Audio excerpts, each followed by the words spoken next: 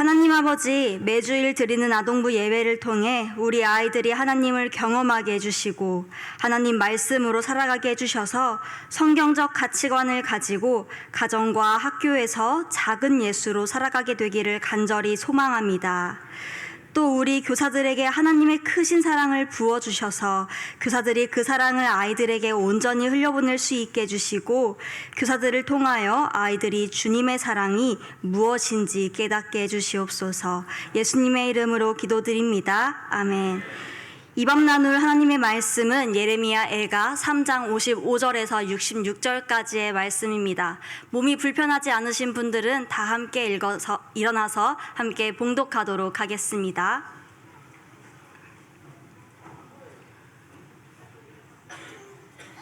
시작. 여호와여, 내가 심히 깊은 구덩이에서 주의 이름을 불렀나이다. 주께서 이미 나의 음성을 들으셨사오니 이제 나의 탄식과 부르짖음에 주의 귀를 가리지 마옵소서. 내가 주께 아랫날에 주께서 내게 가까이하여 이르시되 두려워하지 말라 하셨나이다. 주여, 주께서 내 심령의 원통함을 풀어주셨고 내 생명을 속량하였나이다. 여호와여, 나의 억울함을 보셨사오니 나를 위하여 원통함을 풀어주옵소서. 그들이 내게 보복하며 나를 모해함을 주께서 다 보셨나이다. 여호와여, 그들이 나를 비방하며 나를 모해하는 모든 것 곧 일어나 나를 치는 자들의 입술에서 나오는 것들과 종일 나를 모해하는 것들을 들으셨나이다. 그들이 앉으나 서나 나를 조롱하여 노래하는 것을 주목하여 보옵소서. 여호와여, 주께서 그들의 손이 행한 대로 그들에게 보응하사 그들에게 거만한 마음을 주시고 그들에게 저주를 내리소서. 주께서 진노로 그들을 뒤쫓으사 여호와의 하늘 아래에서 멸하소서. 아멘. 이 저녁 시간 수요예배 자리에 나온 모든 성도님들과 그리고 우리 어린이 성도님들을 진심으로 환영하고 축복합니다. 오늘 말씀의 제목은 공동체를 위한 중보 기도입니다. 말씀을 통하여 어떻게 이 말씀 제목이 나오게 되었는지 같이 알아보길 소망합니다. 삶을 살아가다 보면 어찌할 바를 모를 정도로 힘들고 괴롭고 또 어려운 순간이 반드시 찾아옵니다. 어찌 나에게 이러한 일이 찾아왔을까 싶을 정도로 어려움이 찾아올 때가 있습니다.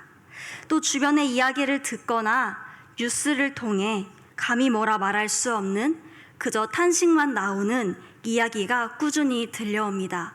화면을 넘겨주시겠어요? 21세기에 아직도 멈추지 않는 전쟁과 음주운전, 마약, 그리고 살인, 폭행 등 여러 가지의 이야기와 소식들은 언제나 우리의 마음을 힘들게 합니다.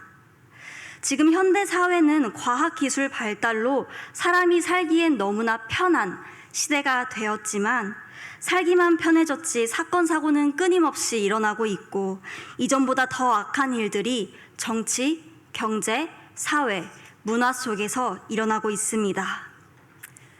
왜 그럴까요? 왜 이러한 일들이 끊임없이 발생하고 있을까요? 이유는 간단합니다. 바로 사람 때문입니다. 죄의 본성을 가진 죄인들이 모여서 하나님이 부여해 주신 자유의지, 너희가 자유롭게 살아라 하고 주신 그 의지들을 우리의 뜻대로 악용하고 우리의 욕심대로 살아왔기 때문에 이러한 일들이 벌어질 수밖에 없는 것이었습니다. 그렇다면 이런 시대를 살아가고 있는 우리는 이 땅에 하나님의 나라가 세워지기를 간절히 소망합니다 라고 외치는 우리 그리스도인들은 어떻게 하면 이 세대에 우리가 하나님의 나라를 세워갈 수 있을까요? 그것을 오늘 예레미야의 기도를 통해 알아보려고 합니다. 예레미야는 눈물의 예언자라고 불리는 사람입니다. 제일 힘든 시대의 예언자로 부름을 받아서 온갖 고난과 고통을 다 당하게 되죠. 주전 587년 바벨론에 의해 유다 나라는 완전히 멸망하게 됩니다. 한때 찬란했던 예루살렘이 파괴되고 백성들은 포로로 끌려갔습니다. 예레미야는 텅 비고 폐허가 된 성읍을 보며 비탄한 심경을 하나님께 아뢰는 것이 바로 예레미야 애가의 전체적인 내용입니다. 첫 번째 먼저 볼까요? 같이 읽겠습니다. 시작. 예레미야는 자신의 탄식과 부르짖음을 주께서 들어주시기를 간구합니다. 55절부터 58절까지의 기도는 예레미야가 자신의 과거를 떠올리며 하나님께 기도하는 내용이 등장하는데요. 어떤 일을 떠올리며 기도를 하고 있는 건지 55절의 말씀부터 살펴보도록 하겠습니다. 여호와여, 내가 심히 깊은 구덩이에서 주의 이름을 불렀나이다. 어떤 상황인 것 같으신가요? 예레미야가 말 그대로 구덩이에 빠져 있는 상황이죠. 예레미야는 과거에 깊은 구덩이에서 주님의 이름을 불렀던 사건이 있었습니다. 그 사건이 예레미야 애가가 아닌 예레미야서 3장에 등장합니다. 예레미야서 38장 6절 말씀을 보도록 하겠습니다. 그래서 그 고관들이 예레미야를 붙잡아서 왕자 말기야의 집에 있는 물 웅덩이에 집어넣었다고 합니다. 그 웅덩이는 근위대의 뜰 안에 있었으며 사람들은 예레미야를 밧줄에 매달아 웅덩이 속으로 내려보냈는데 그 물 웅덩이 속에 물은 없고 진흙만 있어서 예레미야는 진흙 속에 빠져 있었다. 당시 예레미야는 유다 백성들에게 심판의 메시지를 전하고 있었습니다. 아직 예루살렘이 멸망하기 전에 예레미야는 백성들에게 심판의 메시지를 전했는데요. 어떠한 말씀을 전했냐면, 여러분, 우리는 지금 바벨론에게 항복해야 합니다. 더 이상 이렇게 있다가는 우리나라가 멸망하고 말 거예요. 그리고 우리나라가 바벨론에게 항복하는 것이 바로 하나님의 뜻이니까 그냥 그렇게 우리 하나님의 말씀을 따라서 바벨론에게 항복합시다 라고 이야기합니다. 하지만 백성들은 이 말씀을 전혀 듣지 않습니다. 하나님이 진짜 우리의 하나님이시라면 바벨론에게서 우리를 이기게 해주셔야 되는 거 아니야? 왜 우리가 바벨론에게 항복해야 하지? 라면서 이해를 하지 못합니다. 그리고 예레미야가 하는 저 말을 전혀 듣지 않고 그저 예레미야를 매국노 취급했습니다. 그리고 이 당시 나라를 다스리고 있던 시드기야 왕은 이 예레미야를 예레미야의 목숨을 노리는 사람들에게 맡겨서 그 사람들이 알아서 예레미야의 목숨을 다룰 수 있도록 그냥 주었습니다. 그리고 그 사람들은 예레미야를 이렇게 웅덩이에, 깊은 웅덩이에 넣은 것이지요. 이 예레미야 서에서는 구덩이에 빠진 예레미야가 그 안에서 어떻게 됐는지는 나와 있지 않습니다. 예레미야가 구덩이에 들어갔고 그 안에서 과연 예레미야는 어떻게 되었는지는 얘기 나와 있지 않는데요. 이거를 바로 오늘 나눈 그 본문 말씀 예레미야 애가는 다루고 있습니다.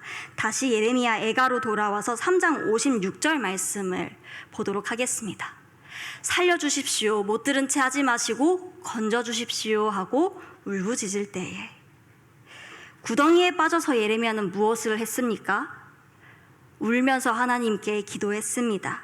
하나님께서 전하라고 하신 그 말씀을 그대로 전한 것뿐인데 하나님의 일을 하다가 이 죽을 위기에 처하게 된 예레미야는 굉장히 많이 힘들었을 것입니다.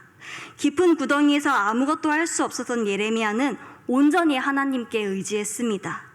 그랬더니 어떻게 됐다고 나와 있나요? 뒤에 말씀을 한번 볼까요? 주님께서 내 간구를 들어주셨습니다. 아멘.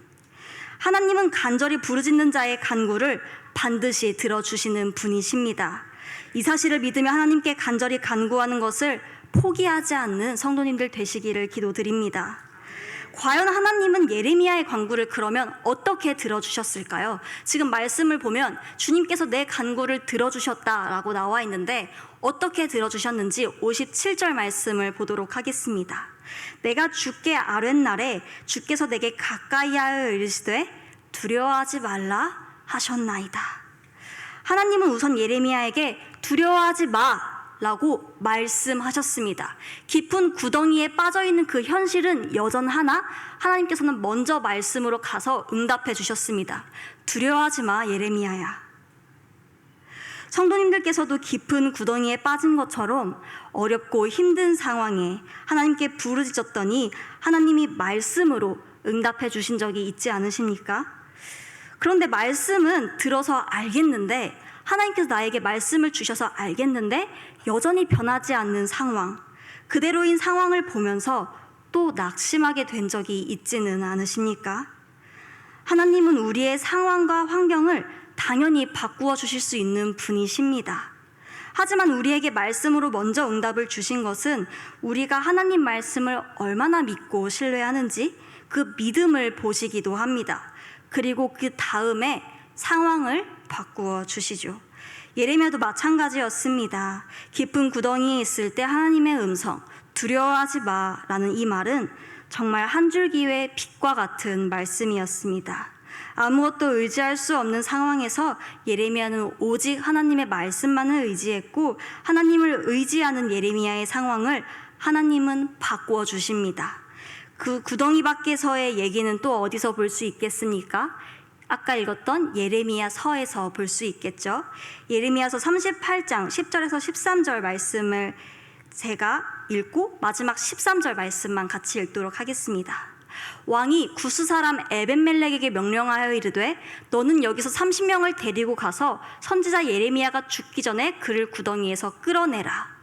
에벤멜렉이 사람들을 데리고 왕궁 곳간 및 방에 들어가서 거기에서 헝겊과 낡은 옷을 가져다가 그것을 구덩이에 있는 예레미야에게 밧줄로 내리며 구스인 에벤멜렉이 예레미야에게 이르되 당신은 이 헝겊과 낡은 옷을 당신의 겨드랑이에 대고 줄을 그 아래에 대시오. 예레미야가 그대로 하매 13절 함께 읽겠습니다. 그들이 줄로 예레미야를 구덩이에서 끌어낸지라. 예레미야가 시위대 뜰에 머무니라. 아멘. 하나님은 에벤멜렉이라는 사람의 마음과 시드기야 왕의 사람의 마음을 움직여 주셔서 그들을 통해 예레미야를 구해 주십니다. 예레미야의 상황을 바꾸어 주셨죠. 하지만 예레미야의 고통과 고난은 여기서 끝나지 않습니다. 오늘 이 예레미야 애가에서 이어집니다. 처음에 말했듯 현재 예레미야는 텅 비고 폐허가 된 성읍을 보며 비탄한 심경을 하나님께 아뢰고 있는데요. 예레미야는 자신이 구덩이에 빠져서 죽을 뻔했을 때 하나님이 구해주신 과거의 그 일을 떠올리며 이렇게 기도하고 있는 것입니다. 그때 나에게 두려워하지 말라고 말씀하신 하나님, 구덩이에서 나를 건져주신 하나님, 하나님은 그때나 지금이나 여전히 동일한 하나님이심을 내가 압니다. 그러니 나를 좀 봐주세요. 이 어둠 속에서 다시 나를 건져주세요 라고 말이죠. 예레미야는 과거에 하나님을 경험했었기에 또 다시 찾아온 고난의 상황에서 여전히 하나님께 도움을 구합니다. 성도님들도 예레미야와 같이 과거에 하나님이 나를 어둠에서 절망 속에서 건져주신 것을 경험한 적이 있을 겁니다.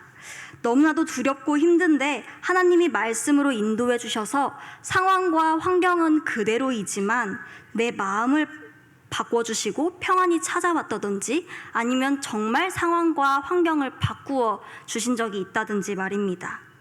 그렇다면 하나님은 과거에만 나를 돌보시고 내 기도를 들어주시는 분입니까?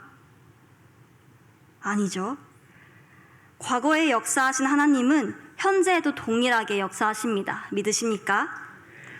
우리는 과거에 나를 구해주신 하나님, 만나주신 하나님을 기억하며 기도해야 합니다. 오늘 예레미야처럼 말이죠.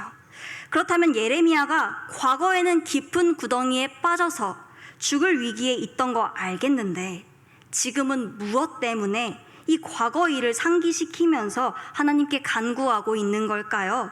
두 번째, 함께 읽어볼까요? 시작! 예레미야는 주님께 억울함을 풀어달라고 간구합니다. 예레미야는 지금 주님께 억울함을 풀어달라고 간구하고 있는 거예요. 58절과 59절 말씀을 함께 읽겠습니다. 주여, 주께서 내 심령의 원통함을 풀어주셨고 내 생명을 속량하셨나이다. 여호와여, 나의 억울함을 보셨사오니 나를 위하여 원통함을 풀어주옵소서. 예레미야는 원통함, 억울함 이런 단어를 계속 사용하면서 하나님께 억울함을 풀어달라고 간구하는데요. 이 말씀을 보면 예레미야는 그 당시 구덩이에 빠져있던 그때 나의 원통함을 풀어주시고 내 생명을 구해주셨던 것처럼 지금 있는 억울함과 원통함도 풀어달라고 간구합니다. 사실 예레미야가 말하는 이 원통함과 억울함은 자신의 이야기가 아닙니다. 바벨론에 의해 파괴된 예루살렘과 끌려간 포로들의 아픔을 얘기하고 있는 것입니다. 즉 나라와 이웃을 위해 기도하는 거죠. 예레미야는 나라의 일과 자신의 일을 구분하지 않았습니다. 너의 일은 곧 나의 일이며 우리 공동체의 문제는 나의 문제라고 여겼습니다.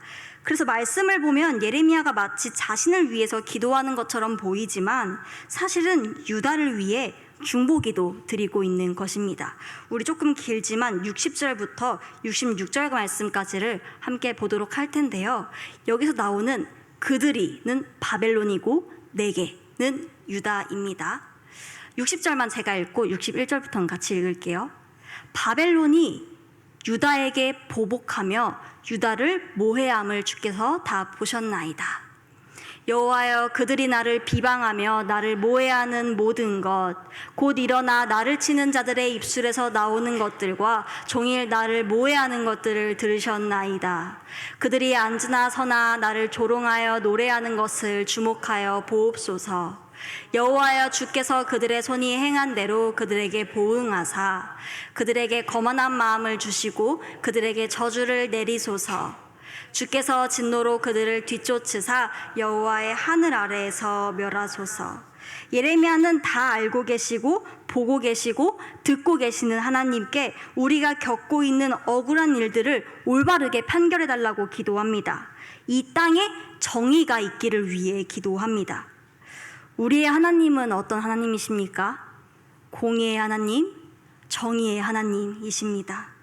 하나님은 자신의 백성이 죄를 지을 때는 분명하게 징계하시지만 또 억울한 일을 당할 때는 그 억울함을 방관하지 않으시고 반드시 그 속에 있는 억울함들을 풀어주시는 하나님이십니다.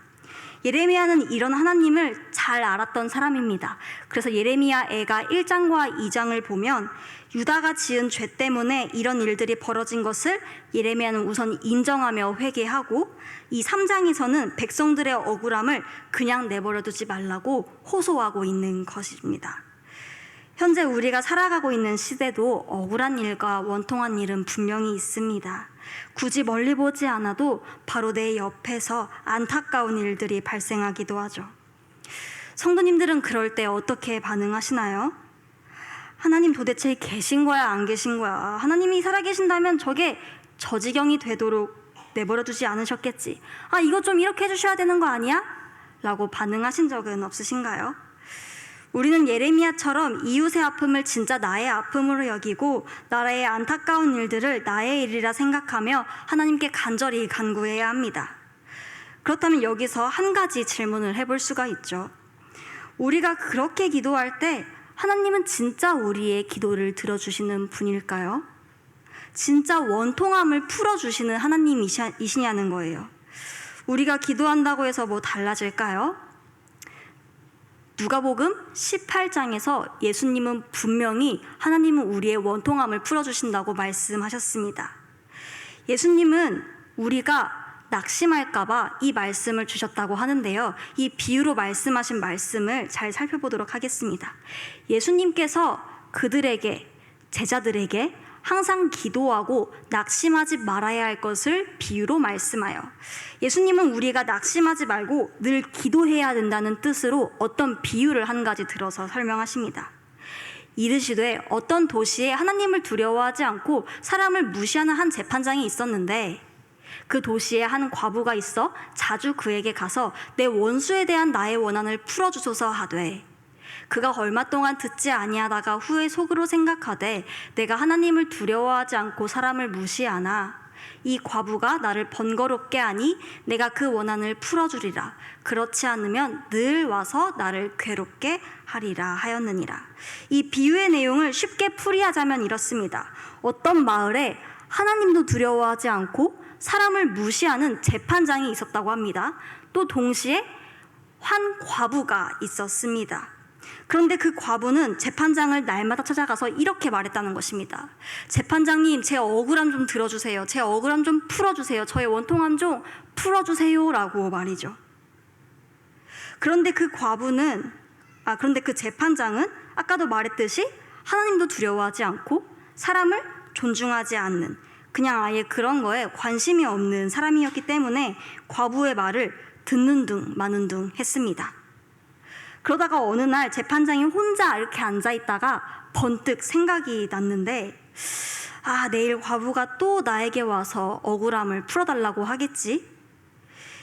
귀찮은데. 어차피 이 과부의 억울함을 풀어주는 것이 나에게는 큰 일도 아니니 그냥 그렇게 해줘야겠다. 안 그러면 계속 찾아오겠다 하고 그냥 풀어주었다는 거예요. 이게 바로 예수님이 제자들에게 말씀하신 비유의 이야기입니다. 그리고 중요한 것은 6절부터 나오는데 예수님이 이 비유의 말씀을 말씀하시고 6절부터 뭐라고 하셨는지 보도록 하겠습니다. 6절부터 7절까지의 말씀을 볼게요.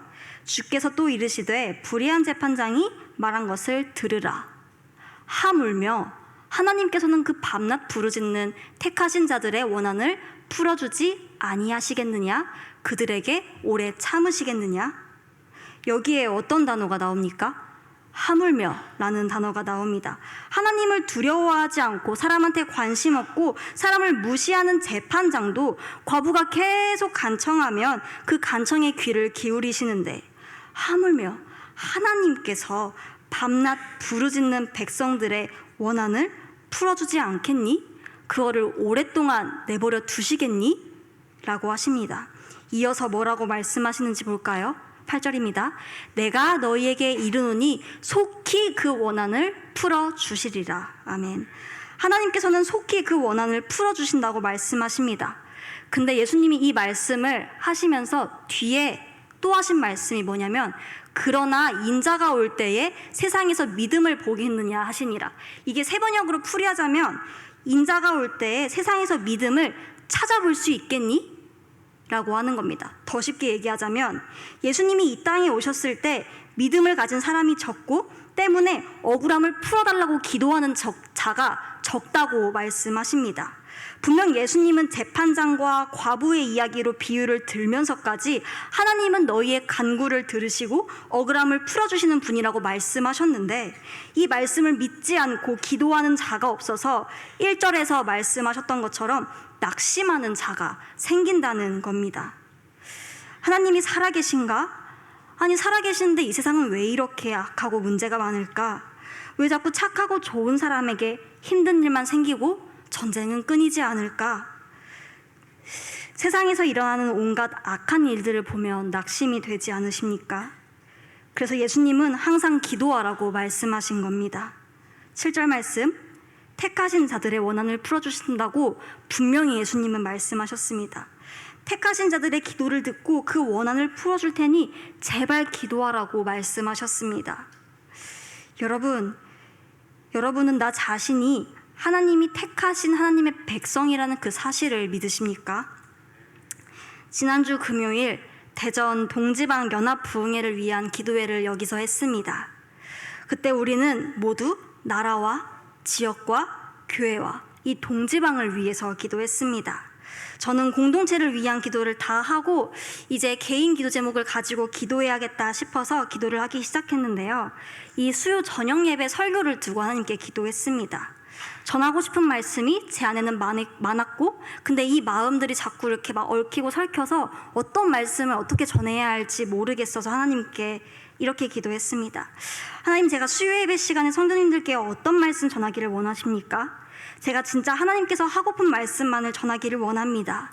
정말 저의 생각과 저의 의견 아무것도 드러나지 않고 하나님이 저에게 말씀하시는 것 그것만 단순하게 전하겠습니다 라고 말이죠. 그런데 놀랍게도 하나님께서는 저에게 갑자기 명확하게 어떤 것을 보여주시고 또 말씀하여 주셨는데요. 저에게 보여주신 것은 이 가양동에 성은교회가 자리 잡은 것을 보여주셨고 또 이러한 음성을 들려주셨습니다. 나는 이 나라, 이 지역, 이 마을에 성은교회를 세웠다. 그리고 성은교회에 있는 성도들을 내가 불렀고 내가 세웠다. 그래서 제가 하나님께 물었습니다. 하나님, 왜 부르셨고 왜 세우셨습니까? 그러자 하나님은 이렇게 답하셨습니다. 이 마을과 지역 그리고 나라를 위해 기도하라고 세운 것이다. 성은교회 성도 여러분, 제가 아까 처음 서론에 어떤 질문을 했습니다. 어지럽고 악한 시대를 살아가고 있는 우리가 하나님 나라가 이 땅에 간절히 임하기를 소망합니다 라고 고백하는 우리가 어떻게 하나님 나라를 세우는 일에 동참할 수 있을까? 있는가에 대한 물음입니다. 답은 무엇입니까? 단 하나입니다. 오늘 설교 제목처럼 공동체를 위해 중보기도 하는 것입니다. 예레미야가 나라의 일을 자신의 일처럼 여기고 하나님께 애통해하며 중보기도했던 것처럼 우리도 이 나라와 민족과 열방에서 일어나는 일들을 마음에 품고 간절히 기도해야 합니다.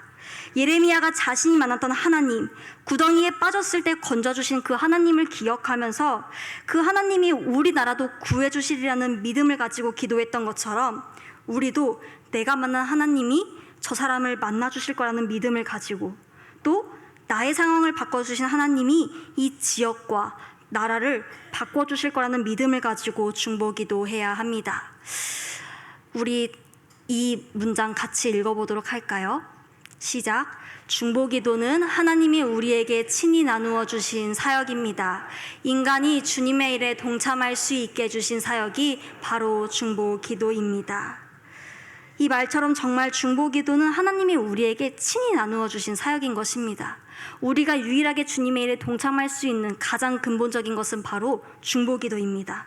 그러니 어지러운 세상을 보면서 아휴, 예수님은 곧 오시려나 보다, 세상이 말세네 말세야 라고 낙심하지 마시고 다 들어줄 테니 기도하라고 하신 예수님의 말씀만을 믿고 기도하는 성도님들 되시기를 간절히 바랍니다.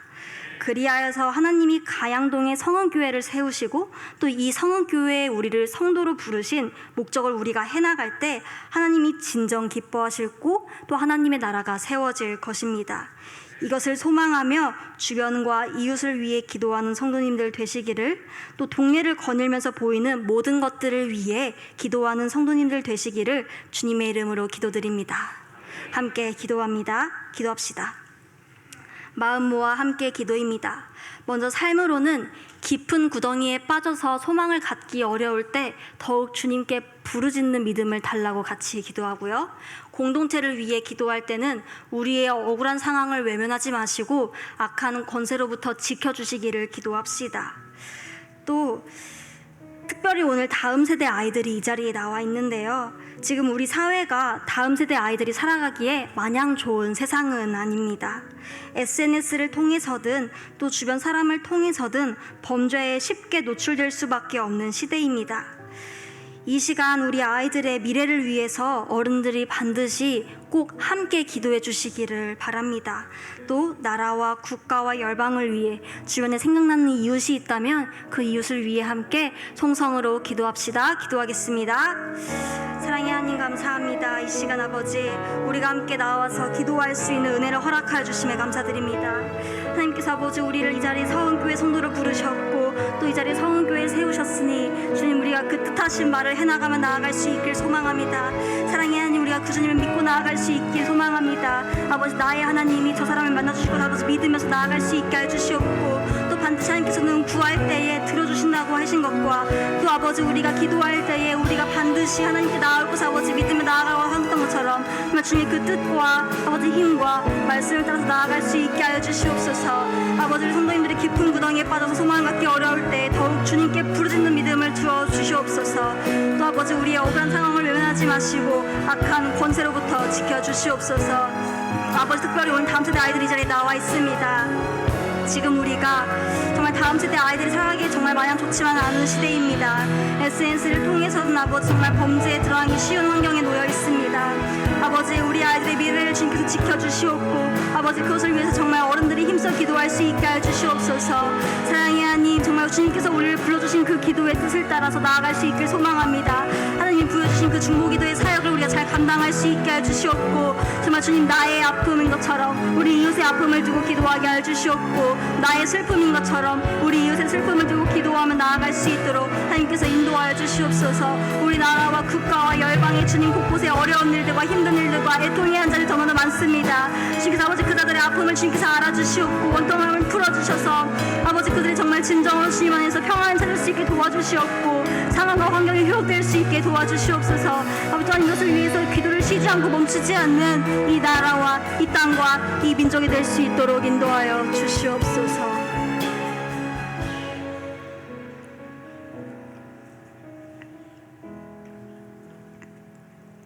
우리의 모든 상황을 아시는 주님, 언제나 우리의 귀를 기울이신 하나님 감사합니다. 중보기도를 통하여 하나님께서 우리에게 나눠주신 사역을 우리가 잘 감당할 수 있길 바랍니다. 또 주님의 일에 동참할 수 있게 하심 또한 감사드립니다.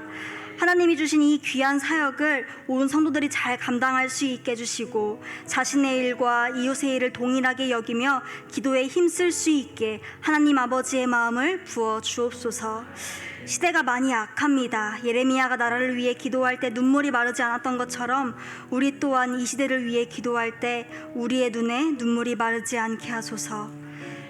이 모든 기도 예수님의 이름으로 기도드립니다.